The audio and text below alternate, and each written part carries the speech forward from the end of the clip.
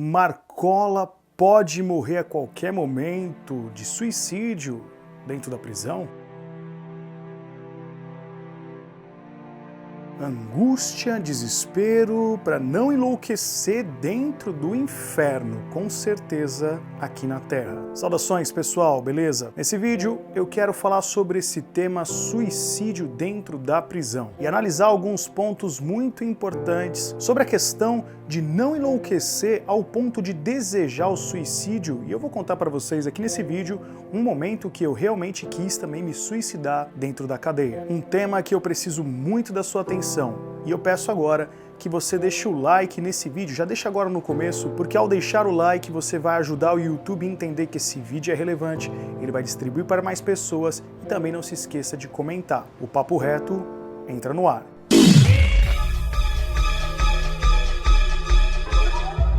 Antes de falar sobre a questão do Marcola e algumas análises sobre a mente dele e as questões que pode levar ele ao suicídio, eu preciso que você esqueça toda a parte criminosa dele. O que nós vamos fazer aqui será uma análise mais psíquica, ou seja, da mente humana, e entender como é que os caras que estão cumprindo pena, muitas vezes esses caras que estão cumprindo 10, 15, 20 anos, não chegam a enlouquecer dentro da cadeia. Porque tudo que envolve um sistema prisional, ele pode potencializar o desejo e a vontade de tirar a sua própria vida. A arte de pensar é a manifestação mais sublime da inteligência. Todos pensamos, mas nem todos desenvolvemos a qualidade na arte de pensar, se colocar no lugar do outro e considerar suas dores e necessidades psicológicas. Uma cadeia, você sabe, é um grande caldeirão de emoções.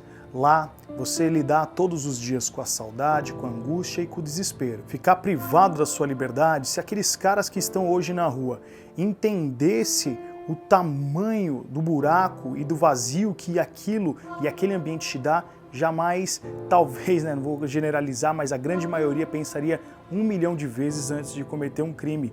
Porque ao chegar dentro da prisão, realmente o cara começa a sentir o peso de uma má escolha. Mas por que eu coloquei no tema desse vídeo a questão do suicídio do Marcola? Uma das ferramentas que realmente ajuda bastante o cara a não desejar e procurar o suicídio dentro da prisão, com certeza é o convívio dentro dos demais presos, ou seja, aquele momento coletivo em que você sai para o banho de sol, que você conversa com um, conversa com o outro.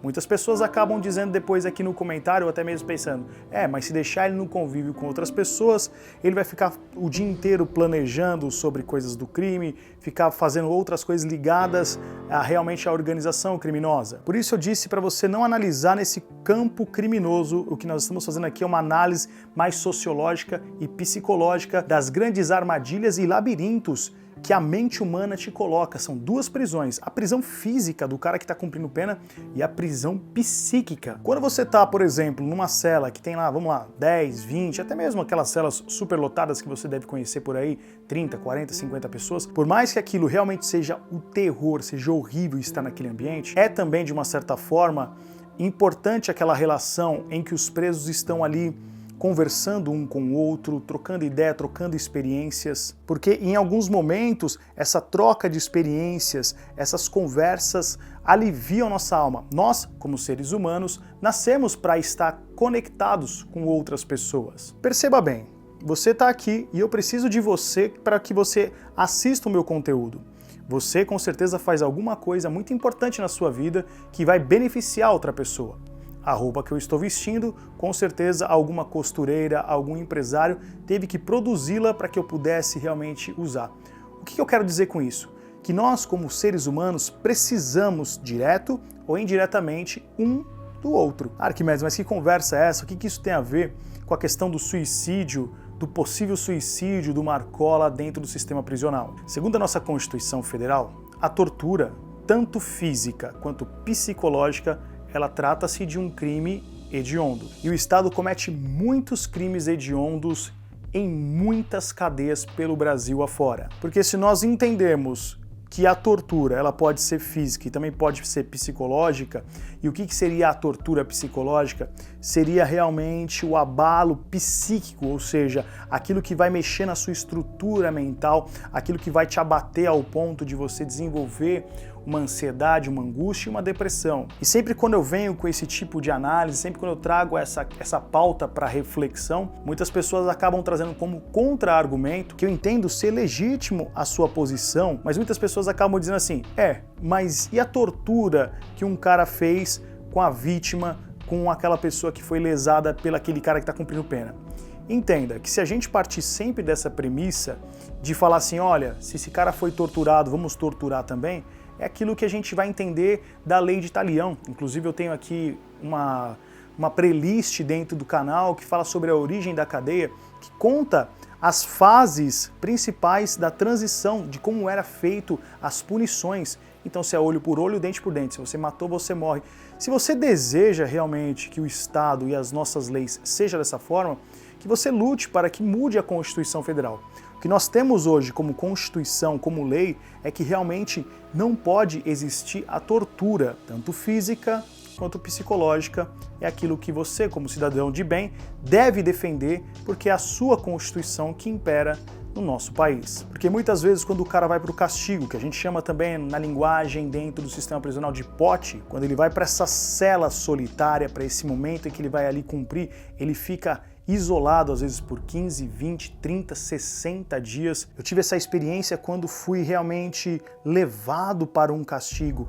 Inclusive tem uma entrevista muito interessante que eu conto muitas histórias lá no Achismos. Se você não assistiu, vou deixar o link aqui na descrição para que você possa assistir a entrevista completa com Maurício Meirelles no Achismos, que eu conto muitas outras histórias também. Mas lá dentro daquele castigo, realmente uma das coisas que eu mais pensava era no suicídio. E por que eu pensava no suicídio? Porque realmente é um ambiente muito opressor para sua mente, você não tem outras pessoas para você se comunicar, diferente de você estar numa cela com 10, 15, 20, 30 pessoas, aonde quando você começa a cair num pensamento mais depressivo, sempre vem algum companheiro que você tem ali uma amizade, uma coletividade, ele senta com você ali na cama, na burra que a gente chama dentro do sistema prisional, troca uma ideia, conversa, e aquilo de uma certa forma vai ajudando, vai ajudando o outro a não enlouquecer no ambiente prisional. Eu não estou chamando aqui o Marcola de coitado e não estou dizendo que ele não tem que pagar pelos crimes que ele cometeu. Eu não estou dizendo isso.